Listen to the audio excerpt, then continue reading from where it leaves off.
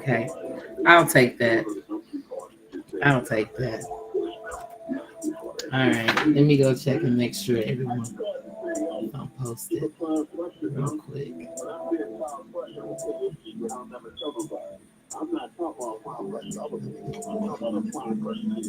Mm. What song is this, John? Supporters.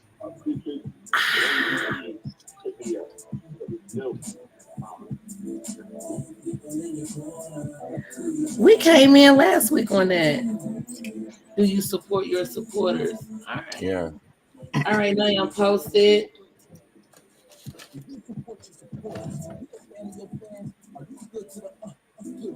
Not now.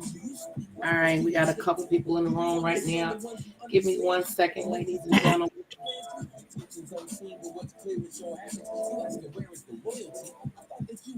Mm. The music you hear in the background belongs to our beloved John Skywalker. He is available on all streaming platforms.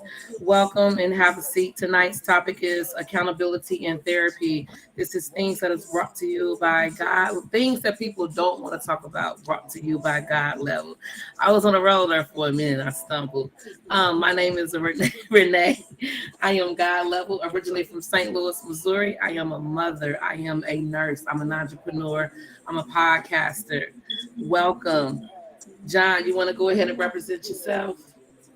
The name is John Nicholson, aka John Skywalker, the Sly Talker, lyricist, spoken word artist, martial artist, personal trainer, lover of life, student of psychology, and father.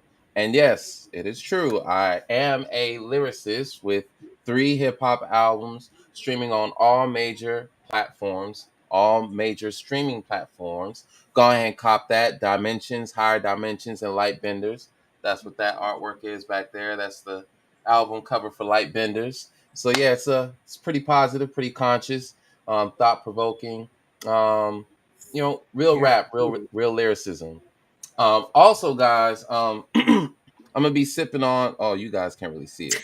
I'm gonna be sipping on my Power Shake throughout this dialogue tonight. So if you are interested in purchasing a, how can I say this, an organic supplement to help you meet your micronutrient demands. And all that, that's just a fancy way of saying if you're looking for something to help alkalinize your body, you're struggling with getting those veggies and fruits into your system, yo, hit me up at master.johnskywalker on my Instagram. Salute.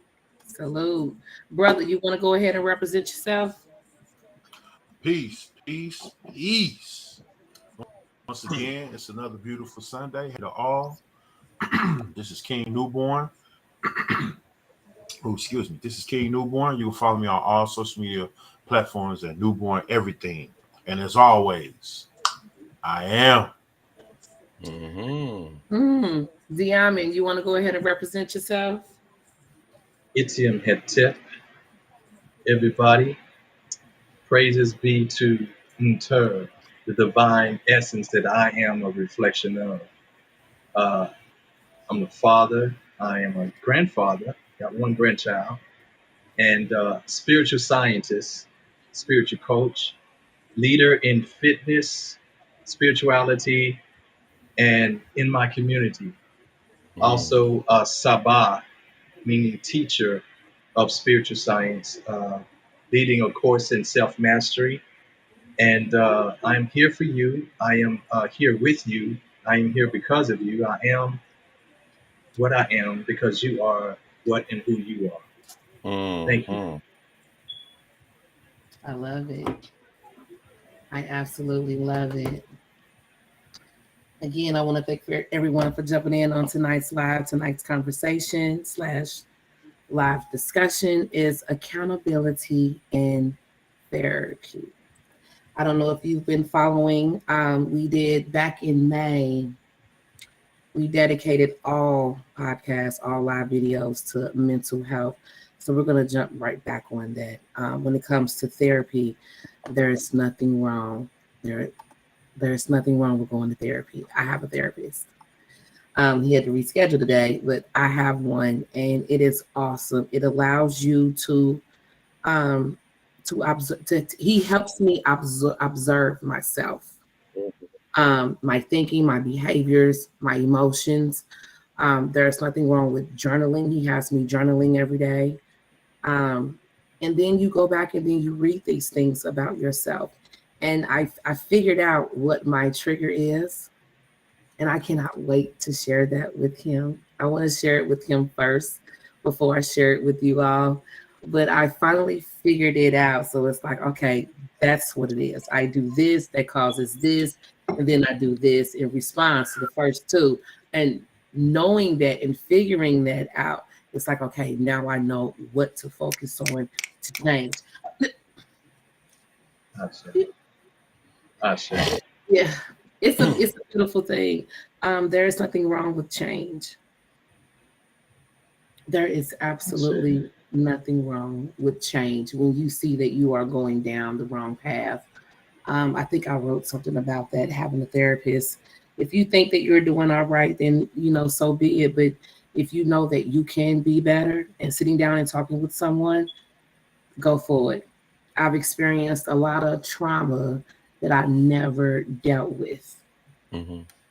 And a lot of people, when dealing with their trauma, they're going to either turn to drugs. You have people out there that are straight drug addicts, alcoholics. For me, I work a lot. It's avoidance. That's how I dealt with it. But yeah, accountability is a big topic. Who in particular would on? Who in particular would on?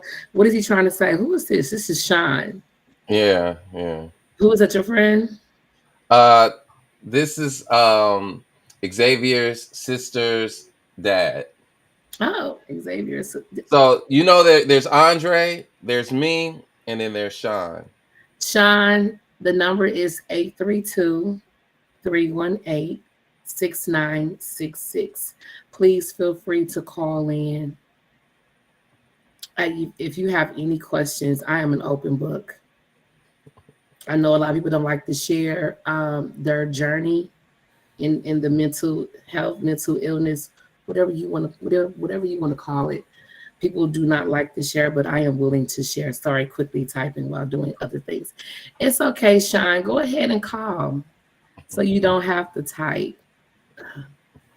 Anybody else have anything they want to add to this?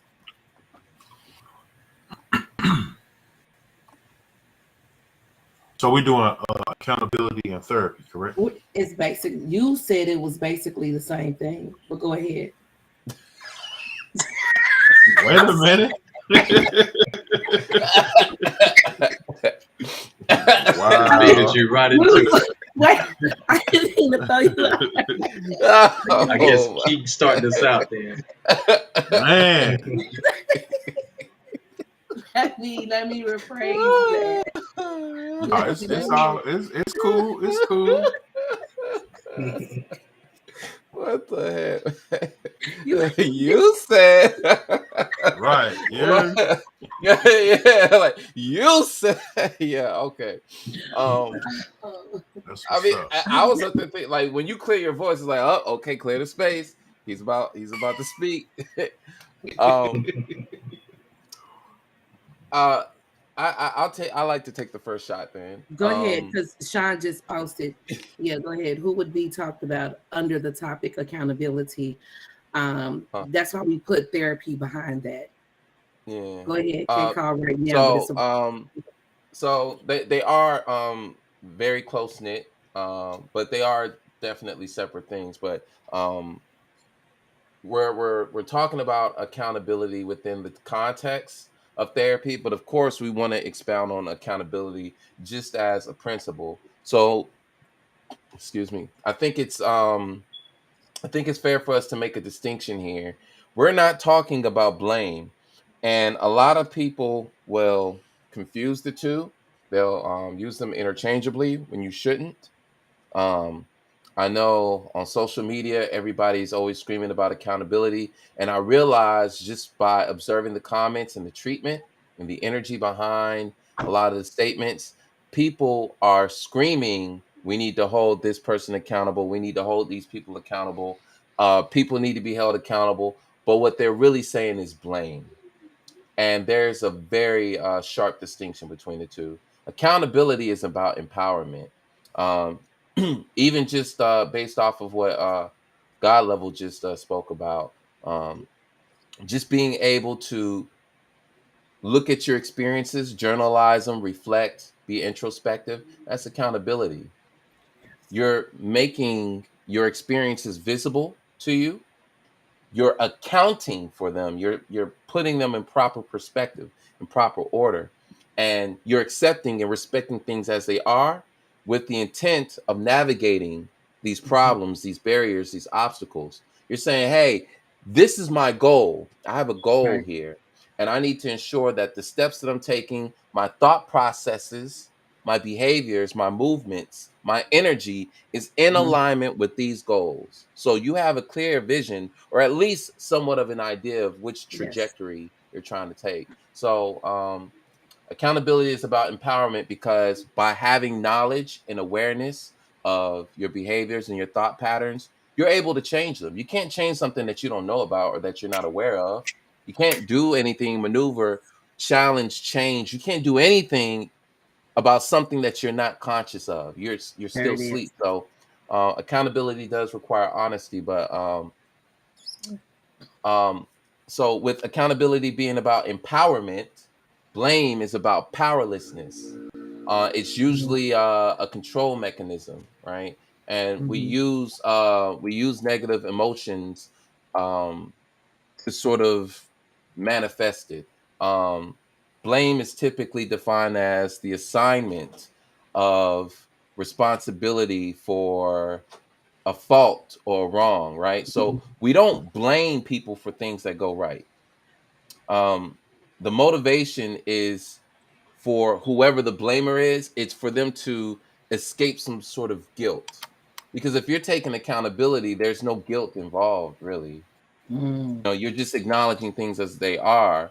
But when you're blaming, you're using some sort of emotional undertone as a means to inflict harm, right? Usually when we talk about blame, we're trying to punish somebody. There's like this moral imperative, or this standard, this norm, something is violated in some sense, and it's very easy and it's very effortless. That's what makes blaming so enticing, and it's almost like our go-to.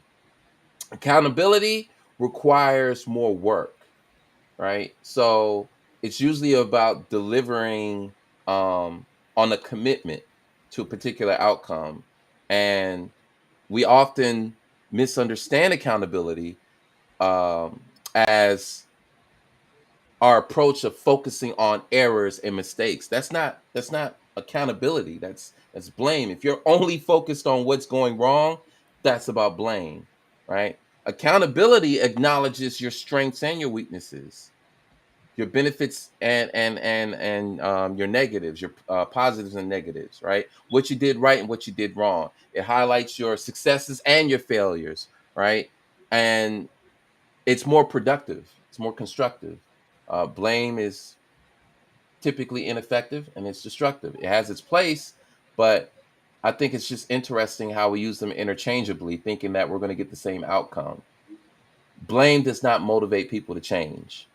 And No. that's typically what we're trying. Like, if I blame you, I believe. And it's like, we've been doing this for so long, we never really check that process. Let me blame you for this in hopes to motivate you to do better. But blame involves shame or guilt tripping. So I'm not going to be motivated to change. Now, I might be motivated to avoid certain behaviors, but I might not be motivated to change per se, because what you're doing is you're trying to oppress me, you're trying to beat me down, you're trying to hold me down, you're trying to bring down my vibration, right? It's not that I'm not acknowledging what I did wrong, it's the how, it's the deliverance, it's the approach.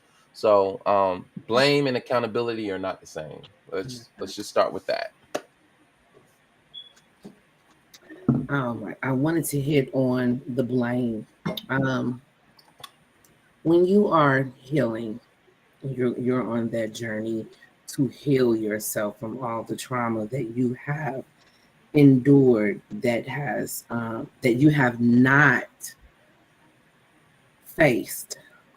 The last thing you want to do is to blame that person for doing what they did to you. um, I've had to take a step back and look at the bigger picture and realize that a lot of that trauma was just passed down from generation to generation to generation. That's it. Mm.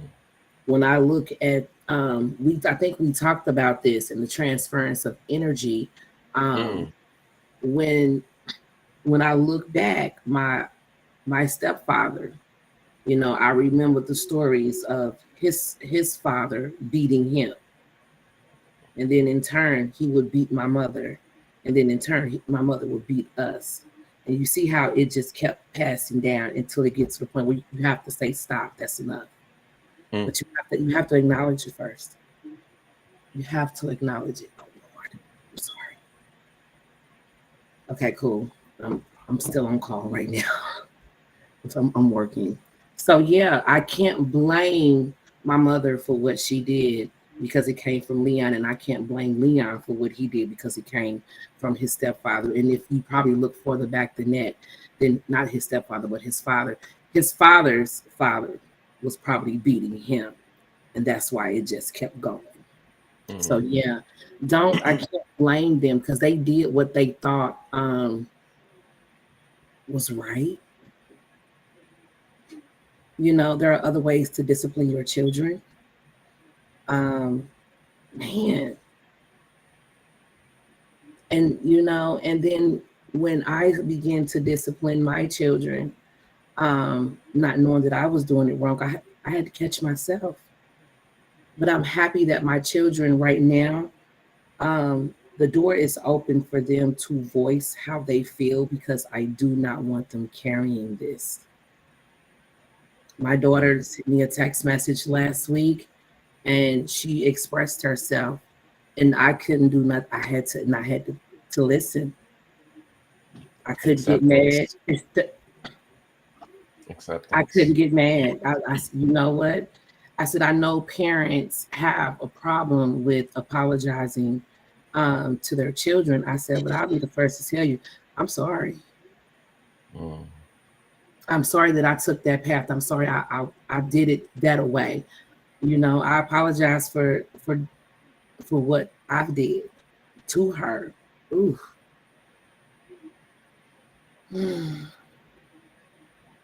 You said something there that was very subtle, but it was a major component What was um, that? about the your options. Um, we behave according to. It's also a consideration of what are your options, like in terms of how you respond to your environment. Mm-hmm. And when you look at um, the limited options in terms of behavioral patterns, if you don't have any other option, it's like, yo, how do you not know this? And then there's the feedback. There's the feedback, right?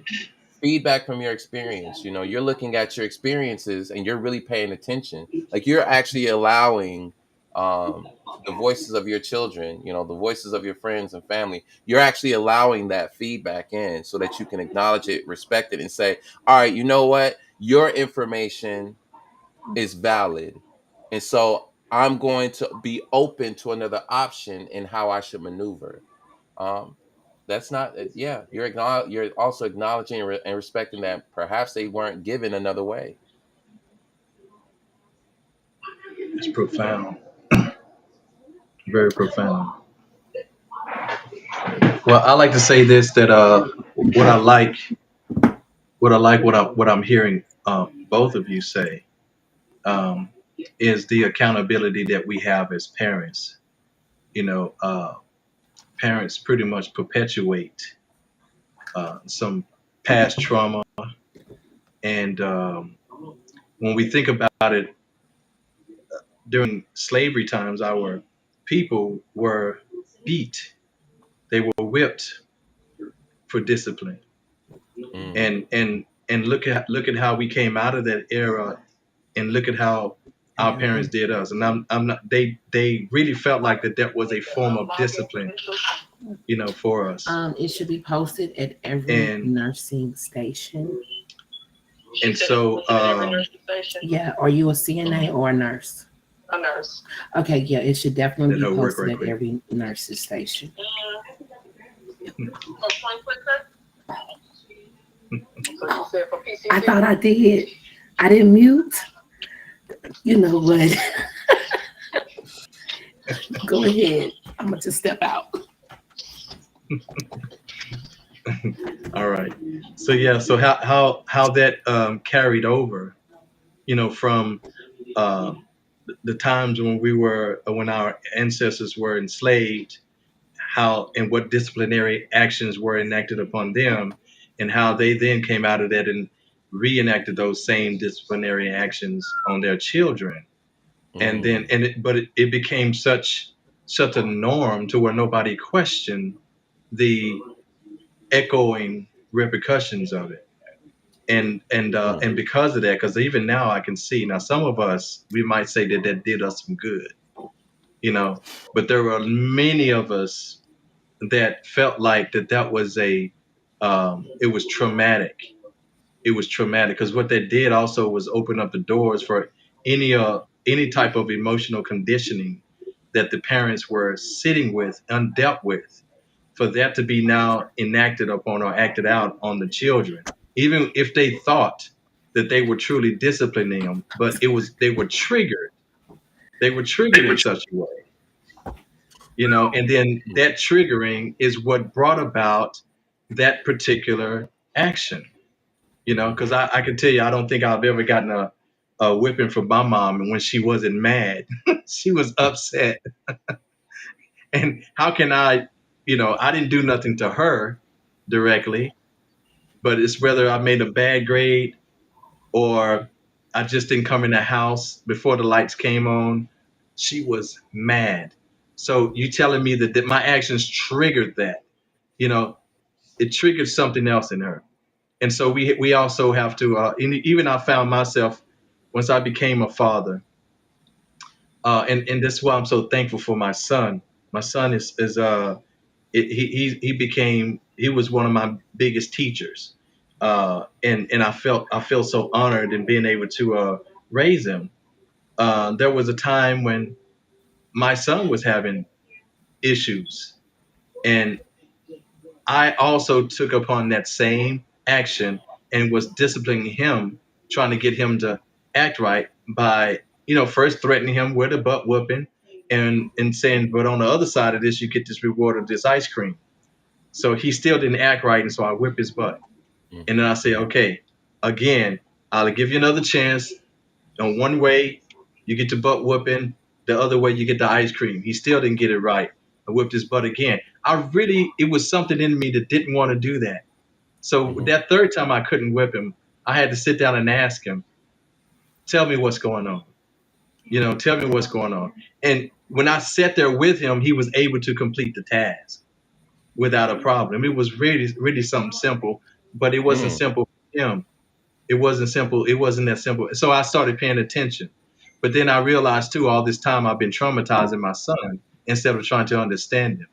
So now this is where accountability comes in for me as a parent. Now I got to stop that cycle. That's where the cycle stops. And now I got to play a part in the balance of everything. I got to play a part in my son's mental wellness rather than be playing a player in his mental illness. You see?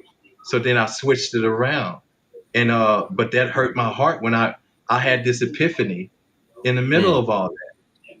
And I was just like, wow, I've been hurting my son. And I love him too much. I'm like, I would never hurt him intentionally, but I was only doing what was done to me without question. Without question. Ooh. Nobody taught me to sit down and listen to my son. Nobody taught me that. I figured it out on my own. And that was only due to self-accountability. So I love what you two, God level, and what John was just talking about. You guys brought up a very, very strong point on this subject. Thank you. Brother, King Newborn, you have anything you want to add? Whew.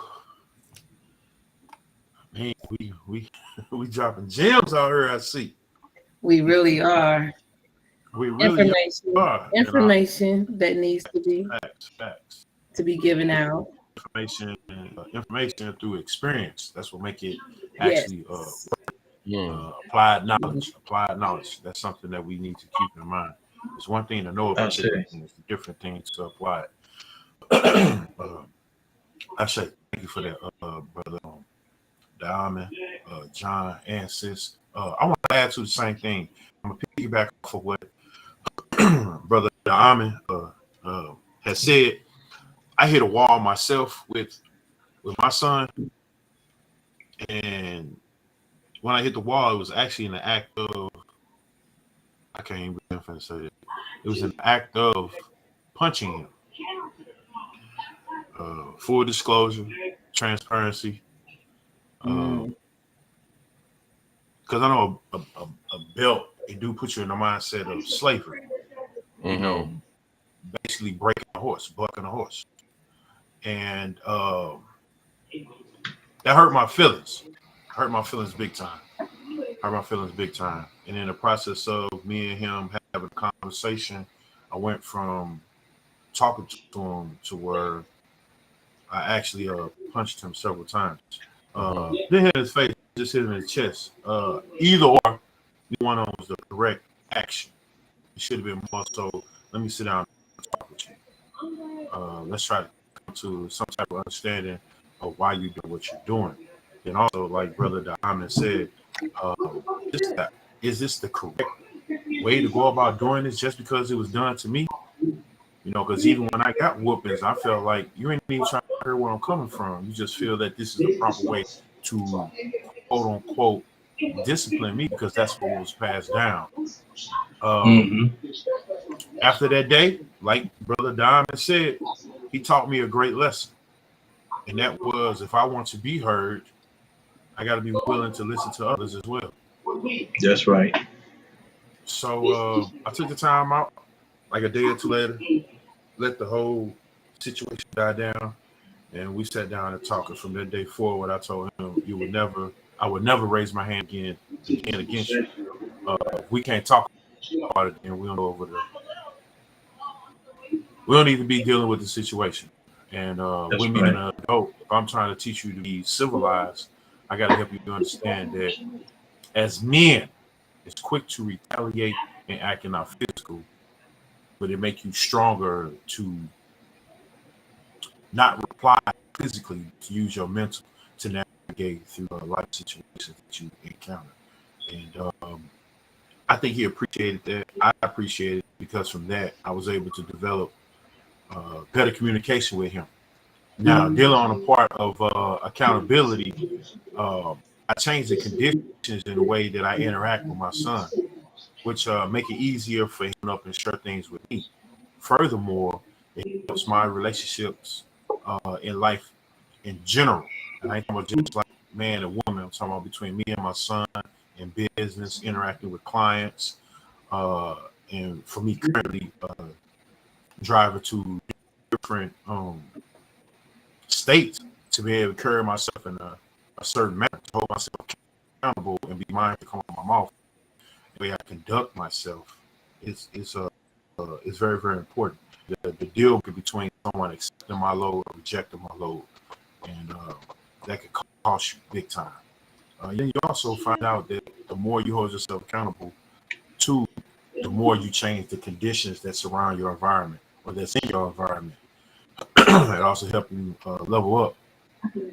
So I'm very appreciative of that. Now, the therapy side of this is that I broke a generational curse by doing so. I think that's right. The same thing that Brahman was alluding to when he said that he had an epiphany. And he had to point out that this way of thinking no longer works along the lines of his knowledge, wisdom, understanding, which he actually brought it to a cultural state, and he brought it to power to the point where he empowered himself to change the generational curse. And I want to say something to you for that, because that's beautiful. And like I say, I can sympathize with you with that walk, and then also with you too, John. John, you be coming with so much. Yes. Cause I don't need You that. breaking stuff. Yeah, you break stuff down that provokes thought, and that's something that I do as well. I ask a question that has never been asked, or I ask the question that you was thinking about but you couldn't formulate yourself. You know what I'm saying? And that helps change once again accountability in the room. Mm. Mm, Sometimes we be more defensive than we are receptive to receiving new information outside our own perspective. Um, that could be empowering, and that could also, help you move a little bit differently in life. Like I say, it's another part of the healing process. Accountability, looking at yes. self first and foremost, and understanding the direction of whatever's going on, including whatever environment you created. That there's another way to go in it. I'm gonna get off my spiel. I'm hoping that anybody that's tuning in and watching this and also leaving comments, please take time out to call us. The telephone number is 832-318-6966. Again, please, it's a safe place to talk whatever's on your mind, or something that you're currently going through. Um, we're all learning together. We're all trying to build together. We're creating a platform Absolutely. of nothing but peace, peace, and peace. Mm. Ashe. Dre said had to change my approach to how I discipline my son from how I talk, tone, and my body language, even as far as standing over him when I talk to him, which looks threatening. Go, Dre. Mhm. That takes Yes. awareness. That takes Yeah, awareness. yeah. Hmm. That body Empathy. Hmm. language says a whole hell of a lot. I'm trying to go Hmm. back. Empathy. Mm. Yeah, Who? Oh, and get Miss Ashley. Yeah, I was gonna say Miss Ashley's Mm. go comment. Mm. ahead. I think Um, everyone needs to go to therapy at some point. Everyone is human. They are allowed to have reactions at some point, especially when they have tried to be docile to others and cater to their whims, but when fed up, can we really blame them for really having human reactions? The reactions, and that's the key word right there, reactions and the way they respond to things are learned through childhood. Embracing that the way you respond is wrong and be willing to go to therapy to try to adjust and be better in a positive aspect. But neither is right or wrong. You can choose to be who you are at the moment or choose to be better, if that makes sense. so can we can Facts. we can we address this piece by piece? Go Hmm. ahead. Let's address this because what I see here, this is part of the thinking and everything that is counter accountability. And this, I mean, I'm not saying nothing's wrong with her comment, but I do, what I appreciate about it is this is a reflection of how people, how people see these things, how we think, and we connect in a certain way because it feels comfortable. It feels very comfortable. And all I can say is, if you're comfortable, that means there is no accountability, because this that comfort, if you're in that comfort zone, that means there is no growth.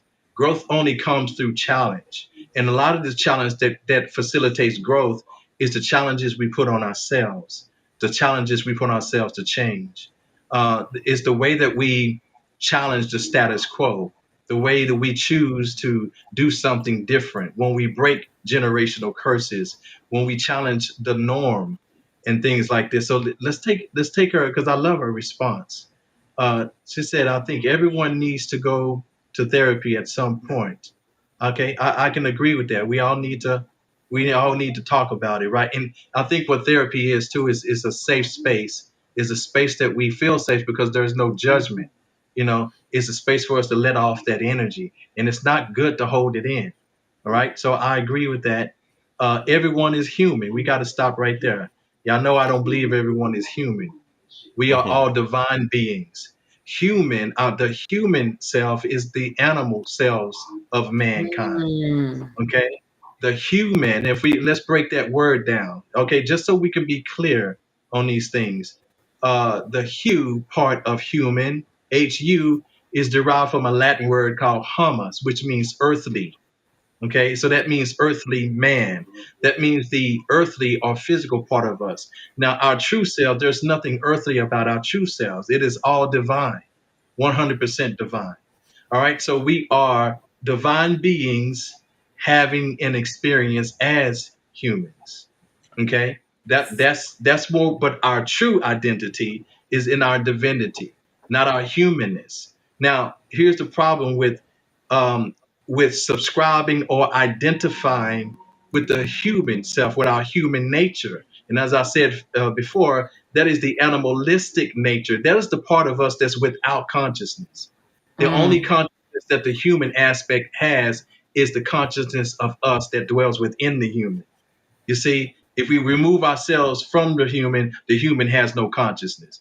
There's only instinctual intelligence there. And that means it is compelled by nature to do what it does. You remove consciousness, and it would be nothing more than a network or a colony of molecular chemical reactions. That's all the human would be.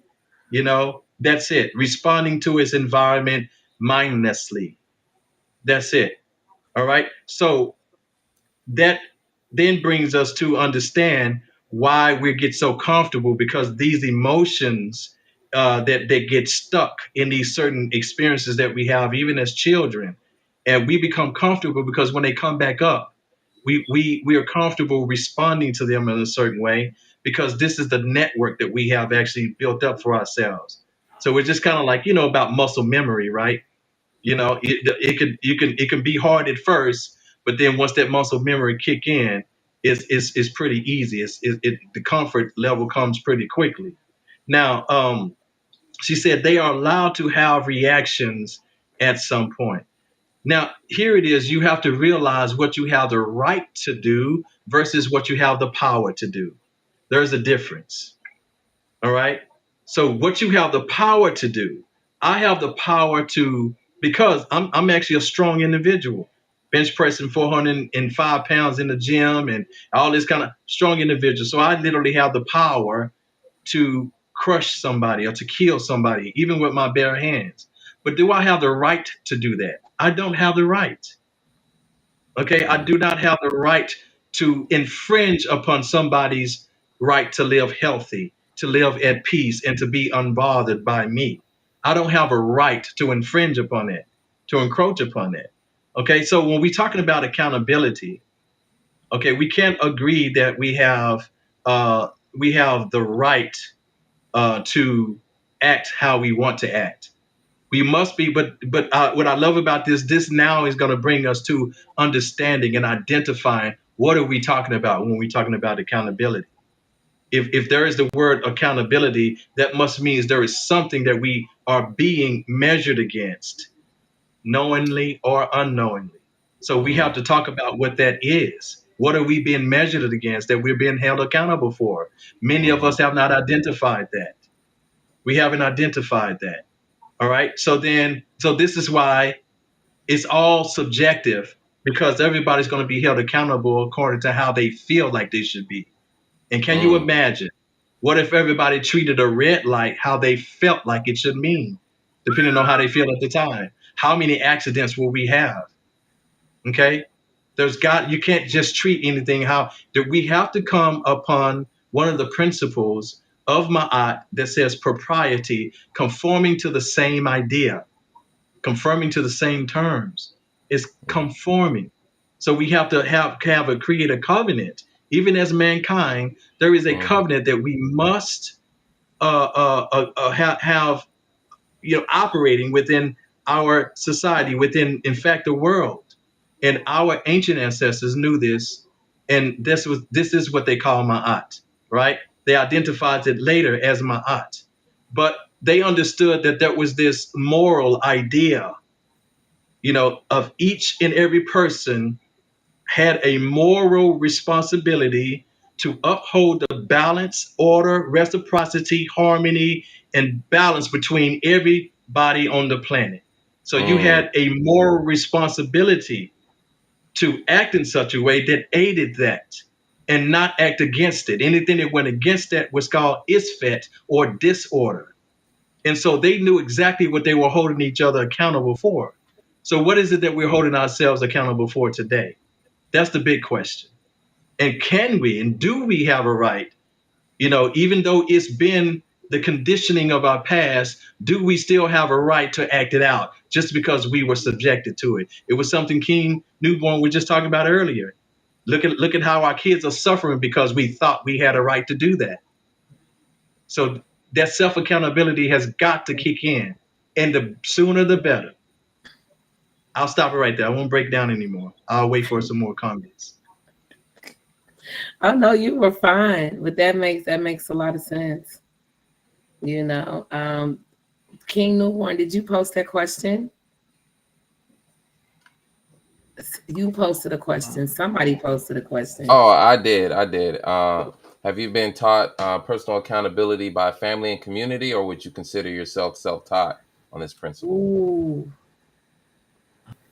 I'm going to have to say family and community, or people that I've been around. I wish I would have took heed a long time ago. I would have saved myself a lot of headaches. But there is no time like the present to make that change and taking a different path in healing, in forgiveness. You got to do a lot of that to and moving on. I want to that by saying, I'm sorry, I'm be simple as I possibly can.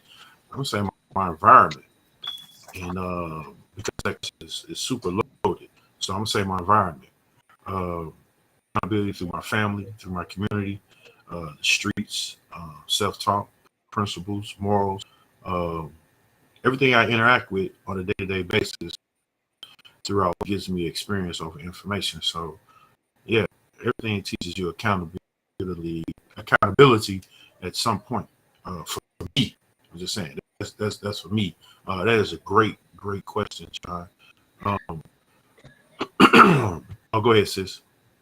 I remember I went through something, and this was back when I was 8 years old, and I made a decision. Something was going on in the household.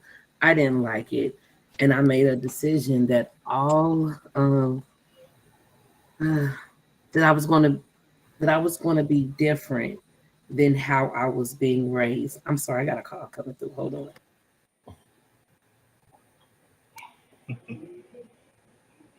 Oh, she actually put us on mute this time. She did it correctly.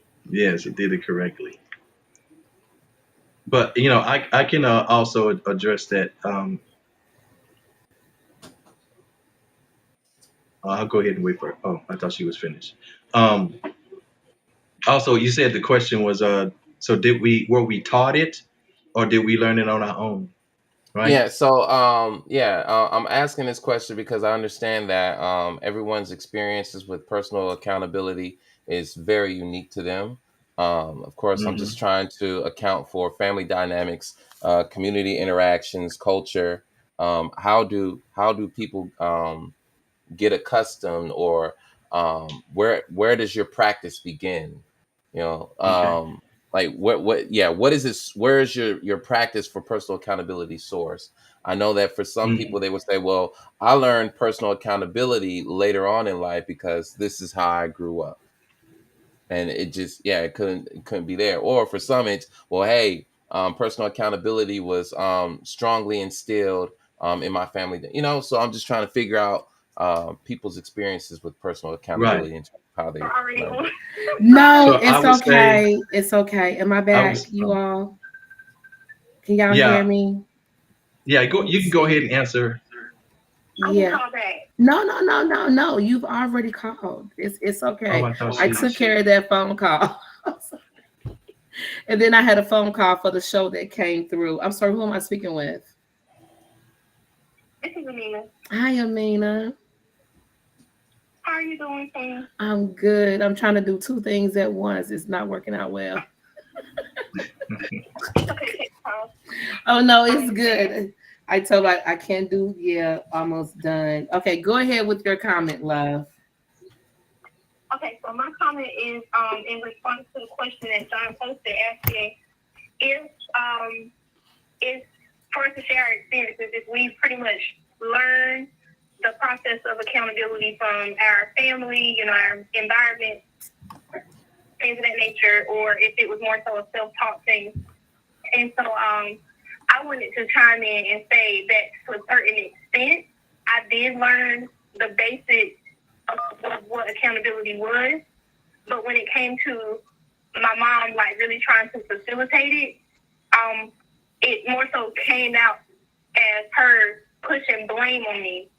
So I began to realize that there was a difference in me being able to be accountable and me giving an account and explain and break down the why I did something, what I can do different the next time. Because my mom was really big on teaching us why. Like, we would do something, she would ask us, why did you do that? So she was helping us to become critical thinkers as to knowing that our actions have consequences. Sometimes positive consequences, sometimes negative consequences. But what I also realized is she wasn't always as patient in teaching us that. So sometimes she would get frustrated and she wasn't always able to just keep, walking us through that process of why did you do that? What should you do the next time? But she had already, gave us the foundation. So there was an element of I understood that I had to be accountable for my actions.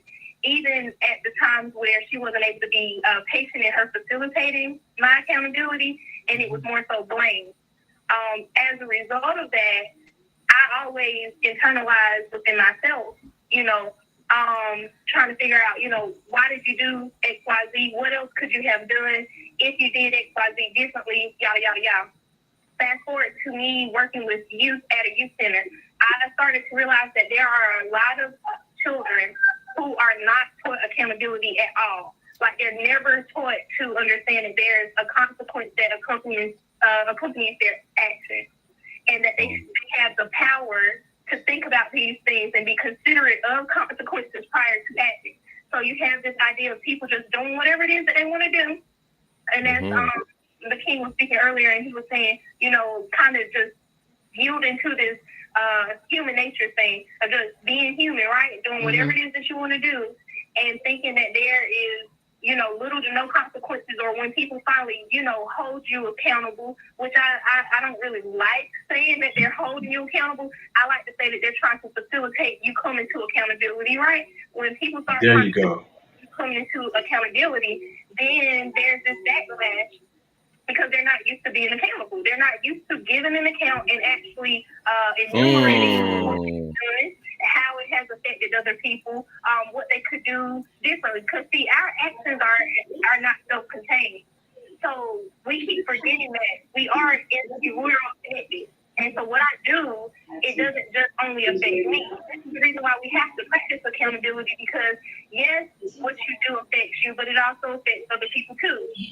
And so I think as a community, we do have to be cautious when we're helping to lead people towards accountability, when we're trying to facilitate that, and not get to a realm of place and blame, because accountability is not something that can be forced, right? If it's forced accountability, then it's just you pointing the fingers and blaming. But if we're actually facilitating accountability, then we're going to basically be coming towards the person, calling them in as opposed to calling them out and saying, hey, this is what happened. We're going to talk from a more objective standpoint. We don't have to be subjective and say, what you did made everybody feel X, Y, Z. We don't even have to get into how people feel. We can just say, hey, I'm not sure exactly how everyone feels about what you did, but are you aware of what you did and how it has had an effect on people's feelings, right? And we can talk to different individuals and let them know how they feel about it, or we can see the consequence of what you've done. So I'm going to share something that I really haven't shared with hardly anybody. A while back, somebody stole my car. They stole my car from me, and when I found out who it was that stole my car, it was two 15-year-old kids, young black boys, and I about the fact that they were so young. Because in my mind, I felt like they were victims of their environment. I felt like they couldn't be fully accountable because they're babies. They don't really know exactly what they did. There's songs out saying we could have been superstars when we were jacking cars, and they're probably under the influence of music, right? Whatever. But I had to realize, no, they need somebody to help them, to come to accountability. Because if I meet them with too much compassion, I'm disabling the accountability, right? Ooh. And so that's the other flip side of it. So there's this thin line of balance that we have to try to reach when we're community members and family members trying to help facilitate accountability. But I will say that everybody's not learning it at home. So I just wanted to share that.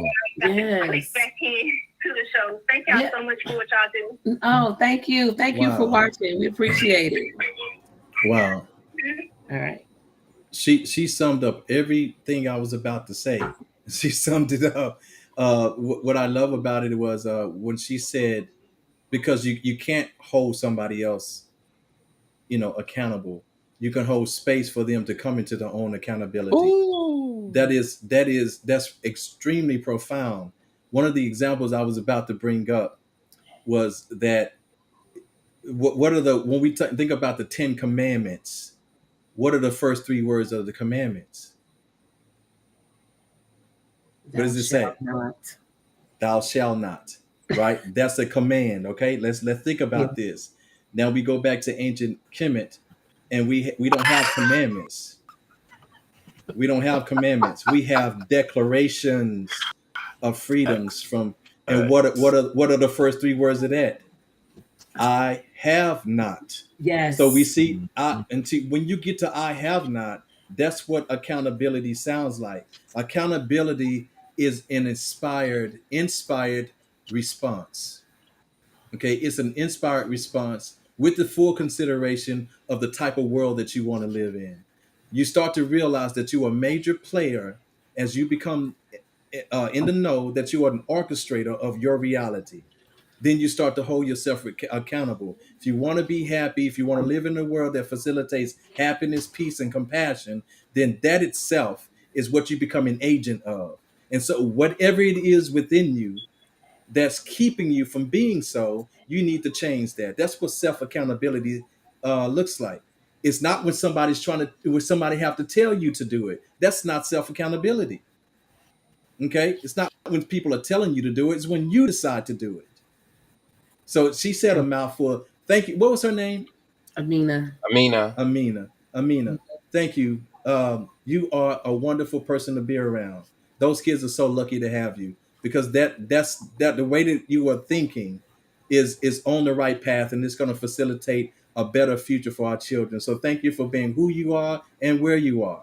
So thank you for that. I'm sorry. Can y'all just... That was great. Thank you. I need to get back to it. I'm sorry. I can't. I'm trying. I had a call off this morning. I'm trying to do 2 things at once. This won't happen again. This is why I didn't want it. Yeah, go ahead. Accountability.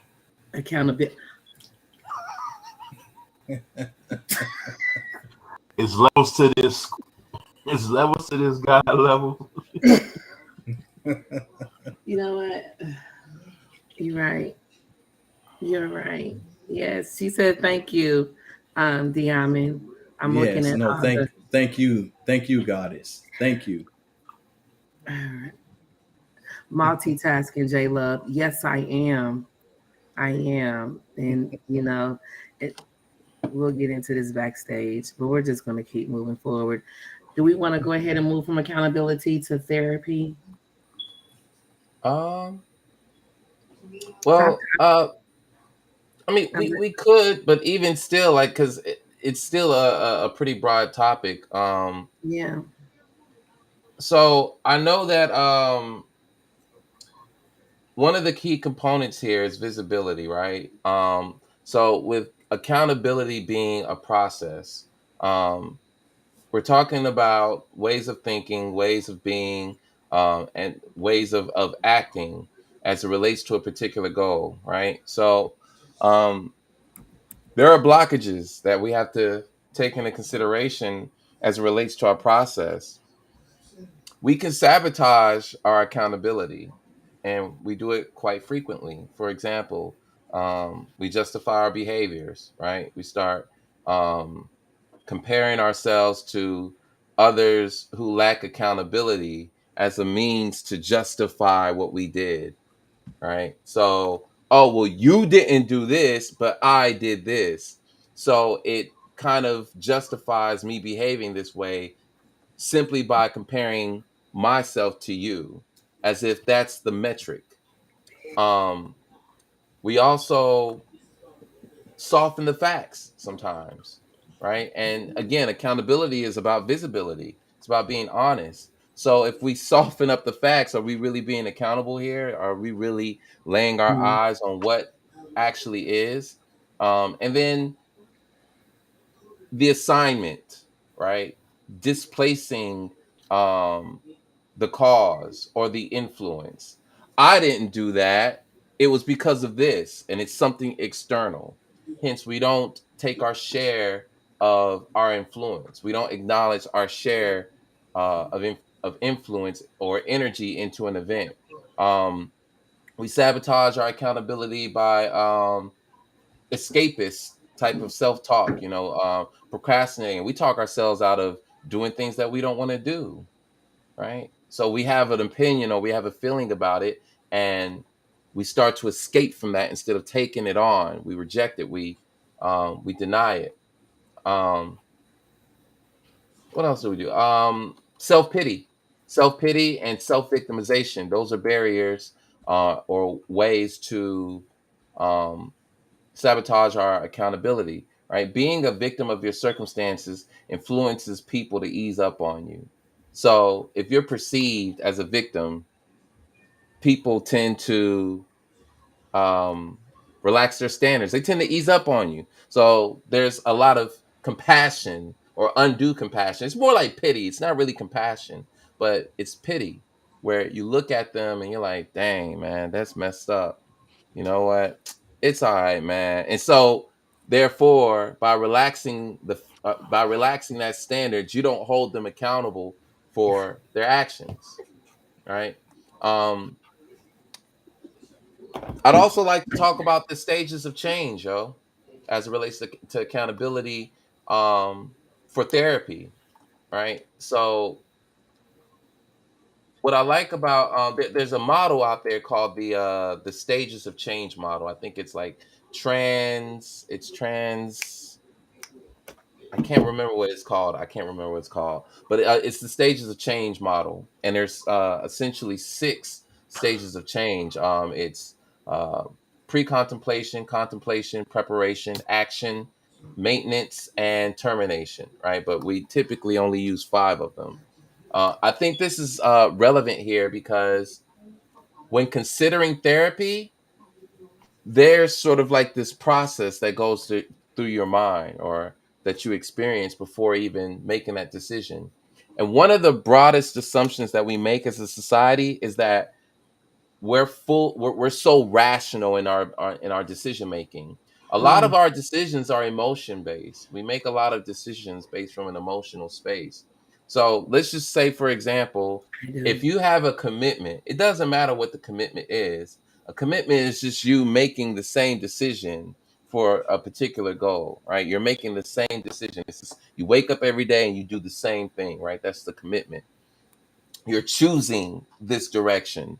So if you were to operate just solely off of your emotion, there might be a day where, man, I'm depressed. I don't feel like doing this no more. Or, man, I'm just too angry. Or, I'm so happy. I don't even want to do this anymore. Whatever your feeling is at that time, if you were to follow that feeling, a lot of us would not be like there wouldn't be any commitments to anything. There wouldn't be much reliability, much stability in life. The If we whole went notion off of, of our emotions. yeah, if we operate, because I mean, when you're using your reasoning skills, right? Okay. This is, I mean, it might consider It might consider how you're going to feel, right? Mhm. But there's discipline is you doing what you need to do or acting accordingly to your goals, regardless of how you feel. So it's like duty. With duty, Okay. duty sort of supersedes your feelings. You might not feel like being a parent today, but you do it But duty anyways, is right? what. You don't Okay. feel like going to the gym today, you do it anyways. You don't feel like going to your therapy session, But I but do you it do it. anyway. Oh, God. You just do it. You're just getting the reps in, right? Yeah. So, just going back to the stages of change model, right? Um, the pre-contemplation stage is where people don't intend to take action in the foreseeable future, right? So, a lot of people within this stage are not aware of their behavior being problematic, or that it produces negative consequences. So basically, you're operating from an unconscious place. This is the machinery at work. Um, and even if there is a suggestion, hey, you should go to therapy, man. And there's another thing. I don't want to segue too hard into this, but there's this notion out here, this practice out here. It's a bad practice amongst us all. Saying you need to go to therapy to strangers online, it's the tone that I'm not really vibing with. It's almost like you're weaponizing a prescription. You need to go to therapy, but the way that you say it is, it's like you're taking a moral high ground. You're diminishing or almost trying to make the person feel bad. You don't even mean it. You really don't mean or want the person to go to therapy. You're just saying that. You're typing that like it's a comeback. Go to therapy. Oh man, you need therapy. It's like, yo, being on the receiving end of that, like, would you really be open to that? Like, oh, you know what? Right. He's right. Need some Like, you therapy. read that online, you scrolling and you Oh debating my online, and God. like, would you respond to that like in a healthy way and say, I'm gonna take that advice? You know what? They're right after the tone that they just gave you. So there's not much love in it. So no, I wanted to throw that out there. When you're recommending that somebody go to therapy, really be mindful of what it's like to receive that message, to be on the other end, the other side of that. Because if you're saying it and you want it to be received well, you would be considerate in terms of how it's being said and how it's being delivered in order to effectively communicate that. So if you start contemplating going to therapy, that's the contemplation stage, and you're typically you have an idea or an epiphany, um, an aspiration, a desire, an intention to go to therapy. You've been thinking about it, right? At least within the next 6 months, the foreseeable future. And this is you recognizing, man, my problems have been problematic, or my behaviors have been problematic. And you're more thoughtful, you're more considerate, you're more conscious of how your behaviors led you up to your current circumstance. And you're also recognizing that you have the power to change your circumstances. So Yes, you're sir. not victimizing yourself here. You're empowering yourself by saying, I can change this. I just need to figure out how. And that's where you go into the preparation. Now you're determined to change. Um, You- you're ready to take action within the next 30 Action. days, right? Yes. So Mhm. you're no longer talking about this anymore. Now you're Right. doing. You're Yes. taking the first rep was up here, okay? The first Yeah. rep was up here. All right, I have an idea. I want to change. Now it's I'm acting, I'm taking the steps to change. And so hence you're in the action stage where you've made some changes within the past 6 months and you intend on keeping those actions. So this is like the earlier stages, like your first 21 days of acting. And then you're transitioning from your problem behaviors, your problematic habits, into the more conducive and more aligned behaviors, the more desirable behaviors. So now you're in the maintenance stage, right? And this is the space that we want to be in. We want to be in the maintenance stage where now we're going to therapy regularly, Right. and it's just a thing that you do. So Right. it's not a big deal. It's just part of your lifestyle. You're going to see your therapist once a week or once a month, once every 2 or 3 months. and you're putting in the work. So you're not just going to therapy. Like, I want to make something clear here. Going to therapy and not participating is like going to the gym and just sitting down on the bench and just playing on your phone. There's work to be done. The therapist is there as a guide, just like Yeah. the personal trainer or the coach is there to guide and instruct. So if you're going to go to therapy and you're saying you're holding yourself accountable, all right, you got to be thorough with that accountability. Showing up is just like, okay, you got perfect attendance at school and not learn a thing. So showing up to school, that's the first part.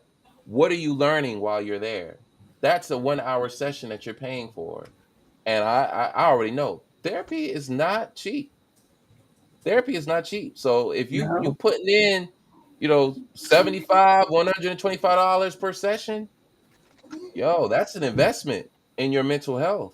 I've been going to therapy, John. I've been going to therapy. Okay, yeah. And it's been 2 years and you ain't progressed yet. What are you doing?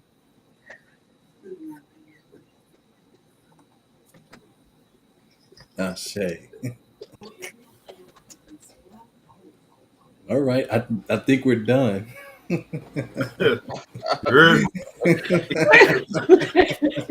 Thanks for everybody for tuning in. Man. Oh my God. Thank you, John. What's today's date? Right. July. It's the 10th. Hey, John, that's Knowledge Cipher. Right. Right. That's Knowledge Cipher, all being born to knowledge. You walked Baby. all the way through that. He read it down, didn't he? You know? Look, all I can do Enough is said. go look up the changes. Oh, I looked it up. The stages of changes, and I've read each and every last one of them, and I can honestly say I'm in the action stage. I'm not in the maintenance stage. I'm in the action stage. Good. I am. Good state Yeah. to be in. Yeah, I'm in the action stage. And I went through all of these stages. I went through all of them. Yeah. Hey, John, I'm dead serious. Thank you. I'm dead serious. You just did 10. You just did 10. Yeah. Knowledge Cipher, all being born of knowledge. Yeah. Because even dealing with knowledge, you have to know the ledge. You broke that down. You know what I'm saying? You transferred information into knowledge, and because of that, you took it to a born state of cipher, which you brought it back to knowledge, which you were just saying in the gym. You got knowledge to go in there, and repetition, over time, you see results. You have to cipher that, though. If you don't cipher it, you can't bring it back to knowledge yourself or knowing the ledge. You know what I'm saying? Which is accountability. How you initially started. Bro, that's deep. I'm sorry. I don't even mean to go.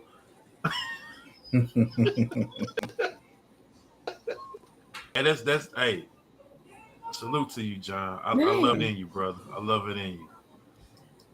I love this model, man, but I will say there are some limitations to it now. I don't know too many models out there that are perfect, but it's effective. But some of the limitations are there's no clear sense of how much time you need to spend in each stage in order to successfully satisfy the requirements of it. Like, how long is contemplation for you before you get into or transition into the action stage? And I mean, mind you, each stage has a particular goal. You're looking for effects. You're trying to create an effect here, something different. So there's no clear sense due to the uniqueness of every individual. Like preparation for Diamond might be different for me. And likewise with God Level and King Newborn, right? So there's that aspect. And because of this, there's also no standardization in terms of the stages or determining the stage for each individual. So it's hard to measure what it looks like from person to person because we're all individuals, right? And then the last limitation is this is a logical model, right? It's heavily reliant on logic, and it assumes that everyone makes coherent and logical decisions regarding change all the time, right? So going back to what I was saying before, we don't just make rational decisions, we make a lot of emotional ones. So if you decide to make a change, such as cutting your hair, it might not have been a logical or a rational decision. It might have been an emotional one, right? So Yeah. you made that change based off of how you felt. At But that then next time. week, yeah, but then next week you do the same thing. So you didn't commit to the hairstyle. It's not. So we apply this in semblance to therapy. You might have felt like, you know what, I'm gonna go to therapy, and then you go to 2 therapy sessions, and you're like, man, I'm bored. I don't want to go anymore. Right. So was that based off of a rationale, or was that just based off of a feeling? Well, here's the So, question: what stage of change would that be? Think oh about yeah. that. If what Ooh, stage of change would that be? Because Mhm. now we have put each one of these stages into a purposeful model in order for Mhm. them to in order to fill the voids and to correct the limitations. If it's a standalone system, of course, there's going to be many limitations, as what you brought up. Then what are the time constraints to stay within each stage? Now Mhm. there is such an abstractness to the stages themselves, to the complete model, to where we can never that's never going to be a standard, as Mhm. to how much time you spend in one stage or the other, because everybody's dealing with life on their own unique way, right? that So part. so so that part right there we will never be able to answer that. In fact, it needs to be able to breathe, and that Mhm. breathing is going to be measured by time. So Yeah. some people might need to stay in one contemplation, a little bit longer. Some may Yeah. have to stay in action a little Yeah. bit longer. Oh Mhm. yeah. So yeah, so the thing is that I don't think it by itself it's done in a way to it can be fully understood and then implemented. But I think added to other models, like I know a perfect model that things like so those that reverberates. I teach the tree of life, and if we go up the tree of life, these are still stages of change, because we're not just talking about change, but what we're talking about is an evolutionary process rather than change, because you have to understand that what's to come is a product of what is now. You understand? What's to come could not be if it wasn't for what is right now. So it's not change, it is a coming forth, it's an Mhm. evolutionary process. We are evolving to that next step. And so what we have to understand is, when we talk about action, and we talking about what comes after the main, at that point, the maintenance part, we're still operating under the principles of cause and effect, right? Cause and effect, which is one of the Hermetic principles. So we got even other principles that overlay this one. We still have the different principles of the triune being that we have that are actually overlays. How do you go from a Sahu man to an Ib man to a Ba man? How do you traverse that? That's only through transcendence, which is all products of change. So you see what I'm saying? So I see it as a good, it is a good flow chart. It's a good way for us to, it's a good schematic to stay within those individual cycles as you progress up towards the ultimate expression of your true divine self. Mhm. Yeah, I know I'm always going to take this back to a spiritual thing. Absolutely. you know? Um, I need to go and read all of her comments. J Love, oh, how you doing, honey bun? Hello, J Love. She did. I said I did not miss class. No, you did not. You are here. You got to be straight up, no sugarcoating for accountability, acknowledging its accountability, not making excuses for ourselves. Discipline, discipline over motivation. And Diamond had to come back and say motivation facilitates discipline. You need therapy is no longer an insult, it's great advice. I know the gym gonna beat me up tomorrow, but discipline and accountability. And the hair cutting, LOL, I cut all my hair off, but I'm here for it. Cutting my hair was spiritual, and you work out better without it. And then this is a question. Who posted this question? Me? Do you believe you always have the resources to change? No. Mm. Define the resources. Yeah, because Mm. oh, shook it. Okay, finish the rest of them though. Okay. Rebirth, new growth. Did I wait a minute? Yeah. And second, do you believe you have the resources to hold yourself accountable for your mental health? So resources a very general term, right? So we know that we to make certain changes, especially if we're talking about manifesting physical changes, you have to have materials, but you also have to have like the psychological resources. For example, some people don't have the cognitive or the intellectual resources to make the changes that they want to improve their quality of life. Or let's just keep it within the sphere of mental health. Oh, Do yes. people have the resources, whether it be social support, emotional support, institutional support, financial support, to make the changes that they need to improve their mental health?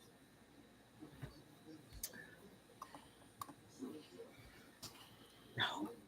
Now that's gonna be based on an individual basis, And right? what they're going through mentally Mm-hmm. Mm-hmm. for them to even say, yeah, I have what I need around me. No.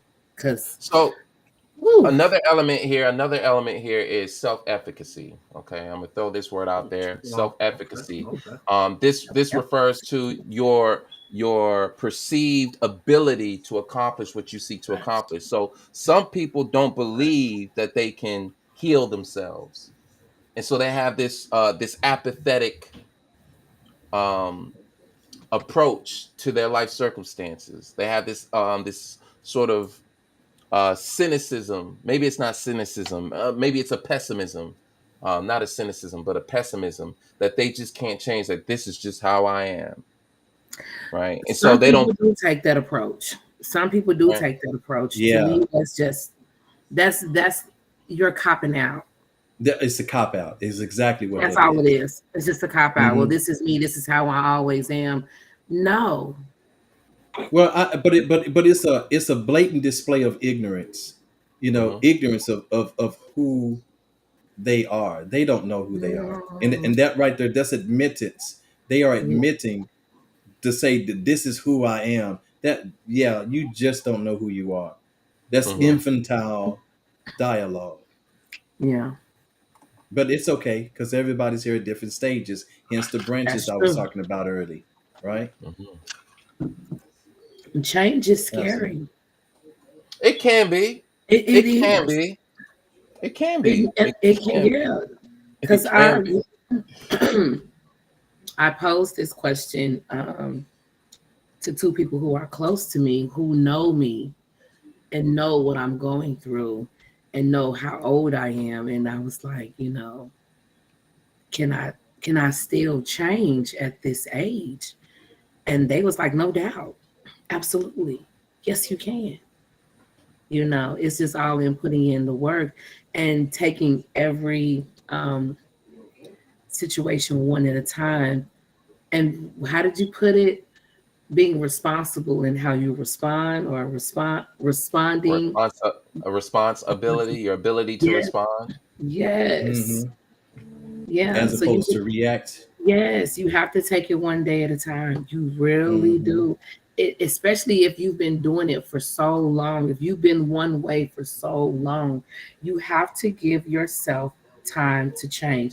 And it's not going to be a straight path. You're going to veer off. You're going to fall Hmm. off that wagon.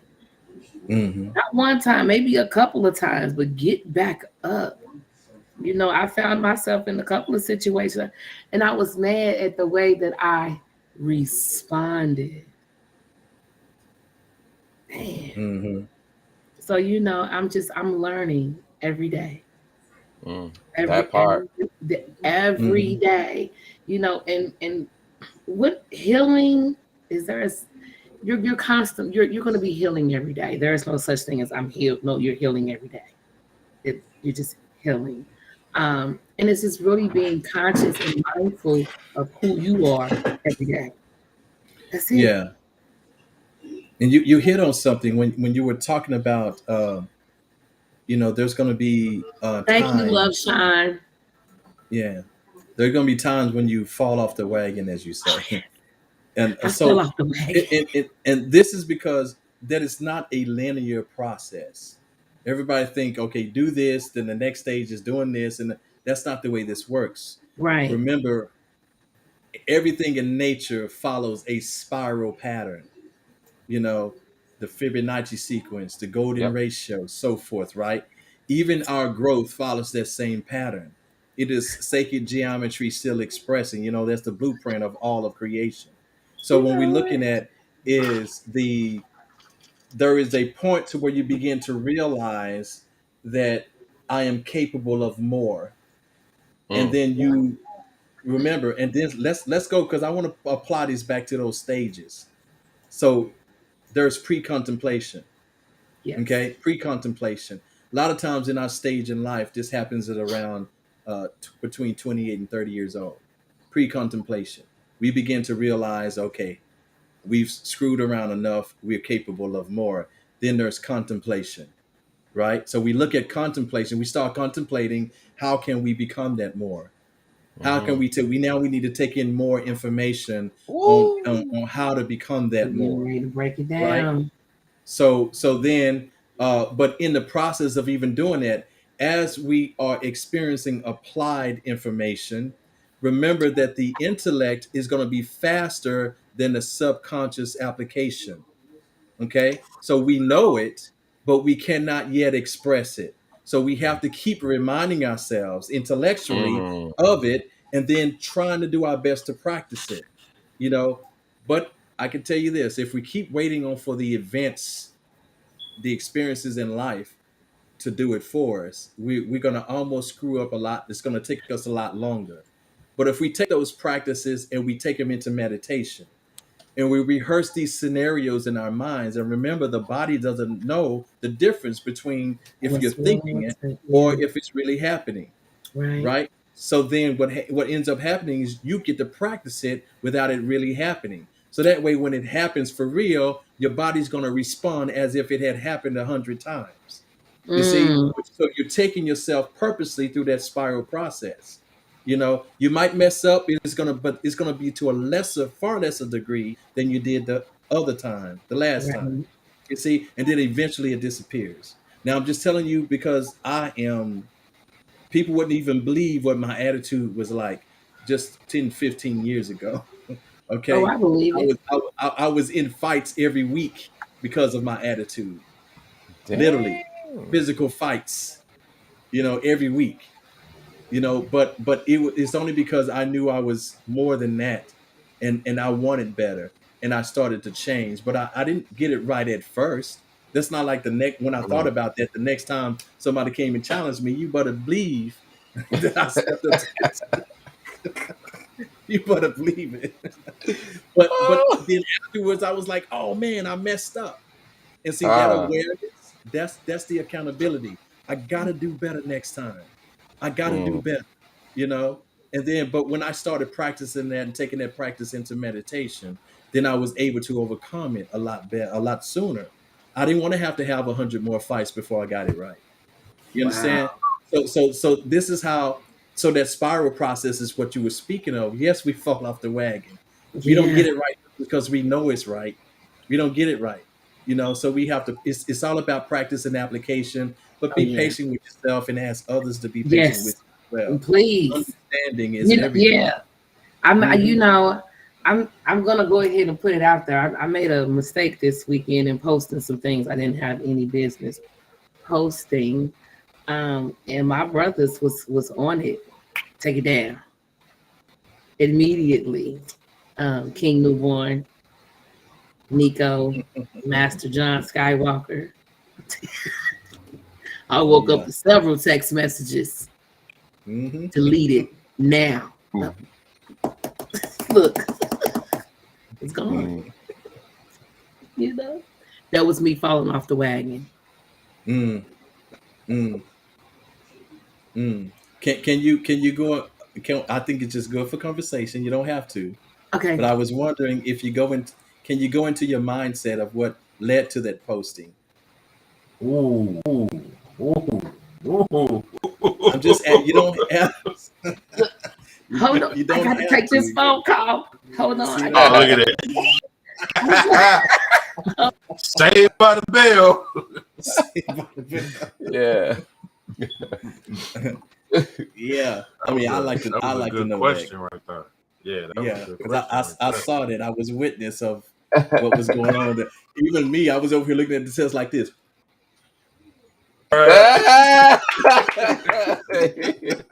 He was like, "Ooh." Oh Who is man. that? I know When she didn't. when I saw it the first time, I said, "Wait a minute, hold on." And then before I even moved past that, like, bloop, bloop, I'm saying, "Wait a minute, is this the same? This ain't the same." Yo, immediately delete that. It's not for discussion. Delete it. Mhm. Right? Oh But my goodness. I'd like to talk about ways to improve accountability as it relates to going to just in general, but also as it relates to going to therapy, right? So a few things that I've come across, and I love personal accountability because again, in my experience, I've learned that it really is about empowerment. If I'm aware of what's going on, and I'm aware of my knowledge, or I'm aware of my knowledge, I'm aware of my influence, I'm aware of my energy and how it impacts the world, how it impacts my reality, directly and indirectly. If I'm aware of that, it's like, dang. So if I can just do it a particular way, I will get these effects, and these effects will be Okay. desirable. Okay. So hence my responsibility, hence and accountability, your ability to account for your processes. That's what it's about. There's a method to the quote unquote madness here, but ways to improve your accountability: under promise and over deliver. Under promise, over deliver. Over promising, over promising indicates that you don't know how to make achievable goals. I've experienced this personally. Not too many times. I'm like, man, all right, I can't afford this anymore. Like this. After a while, when you start taking L's, you're like, nah, man, John, we can't keep doing this, man. So how do we make the adjustment? Make sure that your goals are achievable, realistic, measurable, right? Inventory your values.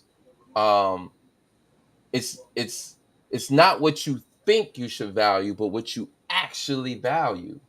Some people value things because somebody else told them that it's valuable, and so they're operating within that value with the expectation to get approval because that other person values it, right? So know your values and live upon them because you know their effects and that they actually align with your particular goals. Let it be for you, let it be personal, because you will have to answer for those consequences. Um beware of destructive and limiting beliefs. So, what I was saying earlier about resources, right? Do people believe that they have the resources to grow, to change, to go to therapy, right? Um, your beliefs can limit you from making the change that you know in your heart needs to be done. Your reality is telling you, hey, you need to adapt, you need to adjust. You need to become accommodating to the environment, not the other way around. Your reality is telling you this. Um, and we got to be aware of that so that you can account for it and make the change. Be honest in the absence of other people. You can't be honest in your own solitude, in your own air. Whoa, that's the first thing. Um, huh. um, Learn how to apologize. I'm still learning that one. 38 Yes. years old, and I'm still learning that one. Learn how to apologize to yourself and to Yeah. other people. And the learning, once you learn like your own little unique way of apologizing, it don't matter if it's subtle. You'll likely want to improve on how you apologize. So just look at apologizing as a skill. Rehearse it in your mind, how to acknowledge a mistake, and how you intend to fix it. Time management skills. You got to get some. Uh, you can't have accountability without time management. This is all time, right? So uh, you got to be able to know when to respond, how to respond, and do it appropriately. Reflect. This is about awareness. This is about being introspective. Again, it's really just about accessing the information that you already have within you. Confucius once said that there are three ways in which we acquire wisdom: reflection, which is noblest; imitation, which is easiest; and experience, which is bitterest. And I love that quote. I discovered that over a decade ago, and I clinged on to it because I was like, dang, let me try this out. It's the first time I ever seen anything like that. I was like, let's see, imitation. You try it out, you test it out. It's like, dang, yep, checks out. Okay, reflection. Oh, I'm good at that. Let me try that. Oh, yep, that one checks out. Experience. Oh, snap. Yeah, it is kind of bitter, isn't it? Still checks out. So, reflection. Reflection can happen in so many ways. Therapy allows you to reflect. Journaling also helps you to reflect. Journaling became one of my mainstays, or one of my preferred methods of capturing my ideas and my feelings, which also led me into poetry. Right. Clarify your expectations. That's another good one. If you know what's to be expected, then you can design a plan to meet them. And a plan is not good if you're not going to use it. So don't just be planning just to be planning. Plan to execute. And ensure that you're capable. I think that'll be my last one right there. If you can't meet the expectations, how can you be held accountable? You don't have the tools to meet the expectations, but I'm going to hold you accountable to meet them. Like I'm setting you up for failure. Facts.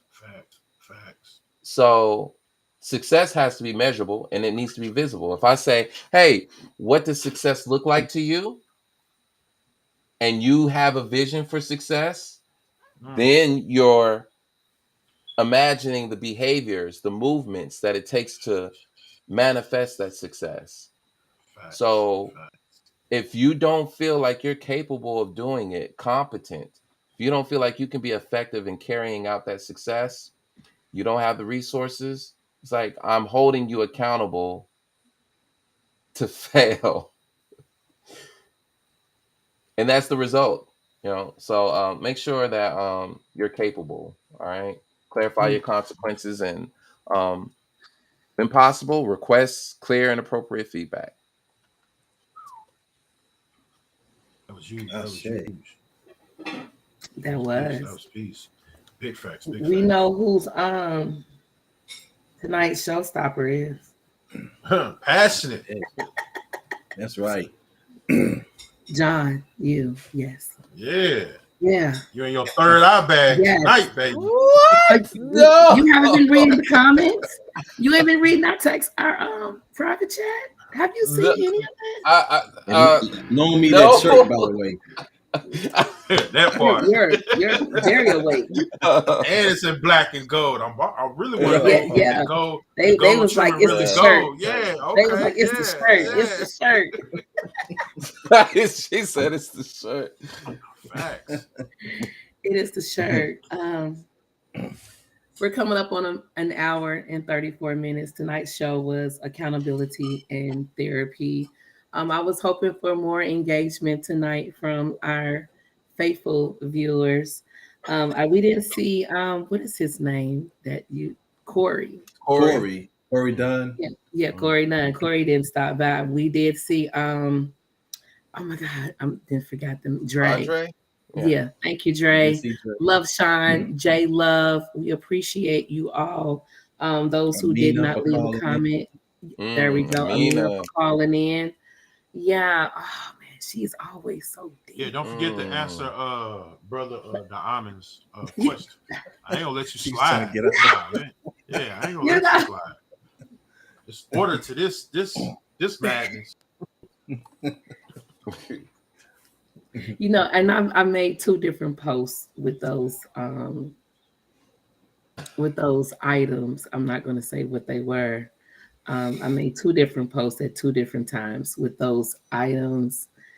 And now that I look back on it, I'm asking myself, okay, why did I post it? What was the reason for me posting those 2 items, even though the caption said, no matter where I'm at, I'm always safe? But I'm not going to put me, I'm not going to be somewhere I know I'm not going to be safe. So there was no point in posting those pictures of those items because no matter where I'm at, I'm always safe. So I don't, that's not something I need to prove. It just is. So I apologize deeply because I know you seen it and you basically said it wasn't even up for discussion. Take it down now, and they're gone. They're gone. So I apologize. And again, like my post said, and I'm gonna say it again, like I always say, I am not above being corrected. It won't happen again.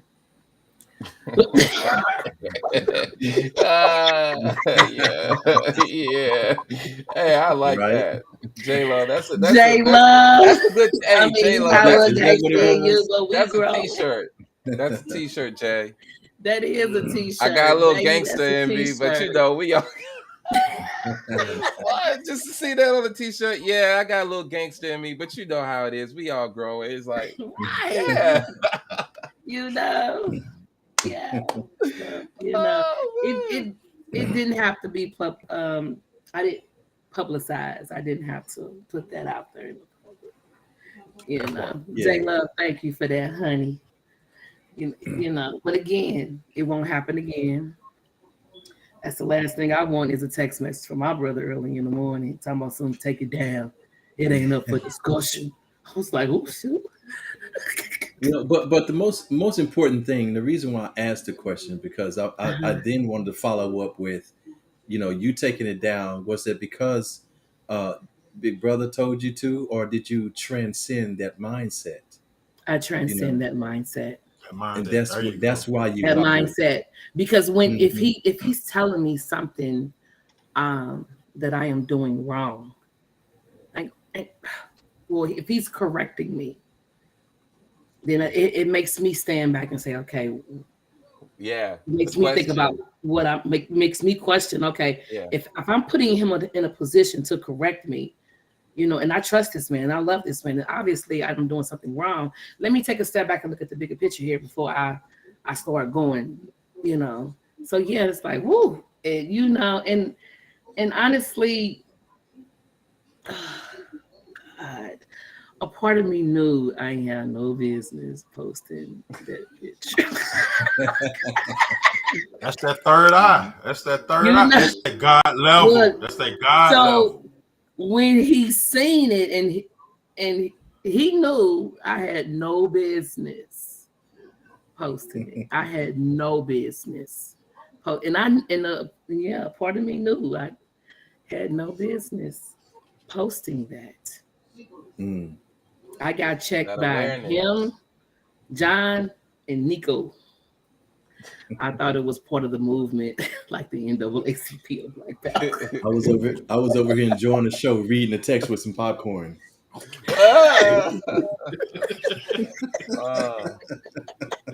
Did you see? Yeah, even John was like, "What you?" And I'm gonna go ahead and repeat what he said because what did he say?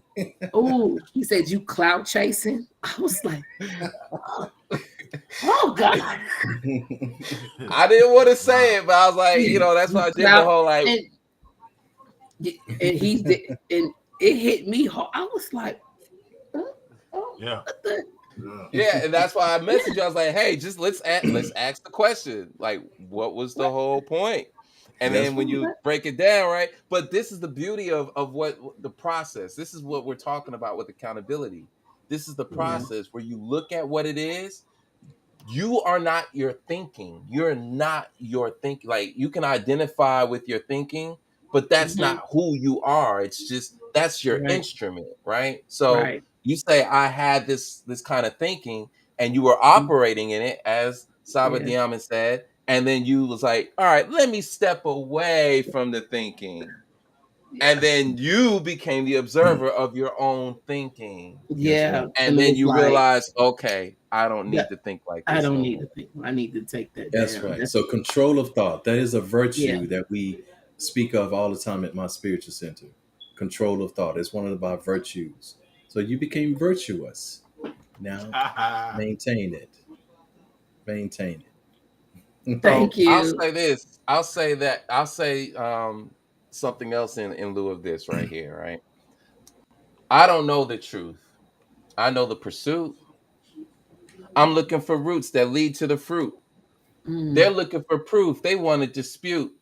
Loving drama so much it's substance abuse. Hmm. The illusion of knowledge, just a seduction. They know the field, but they don't know the function. Too many class clowns causing disruption. Don't be an accessory to their self-destruction. Every negative comment don't need a reply. Please don't take offense if this doesn't apply. I see him screaming he's a king while stuck in a noose. Everything to lose and nothing to prove. Try to kill my vibe, but you're killing your own. All that self-hate, you can feel that alone. Fill in the blank. I'm not feeling your tone, but I feel in the zone. You're feeling the void. My inner peace is so nonviolent, yet somehow it kills the noise. I'm poised. These oversized boys only know how to flex. They don't know how to stretch like me, like I'm Dowsim, way beyond reach. If I kick him in the mouth, that's a prayer for defeat. Nowadays, they say the strongest survive. But if you want to thrive, you got to be wise. Just because you're winning don't mean that you're learning. Your value ain't defined by the money you're earning. The value of the soul converted to dollars. They gain attention while losing their honor. Gave you all the smoke, you hyperventilated. Like your blood pressure, I stay elevated.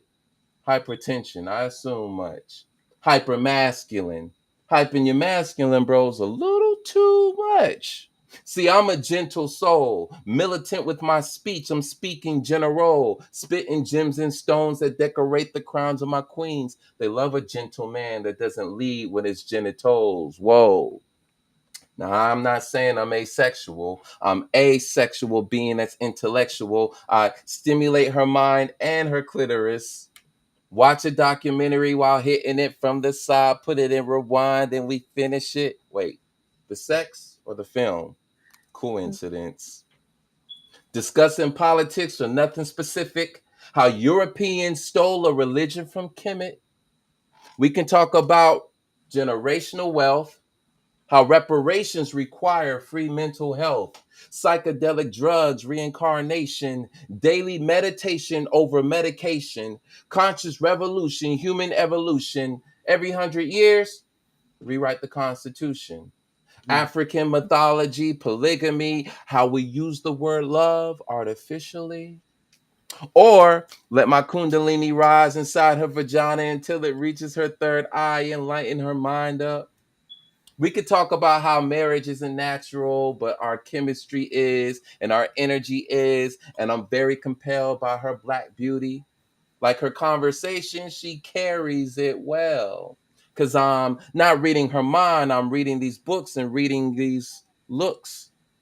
Because I don't know the whole truth, just my own truth.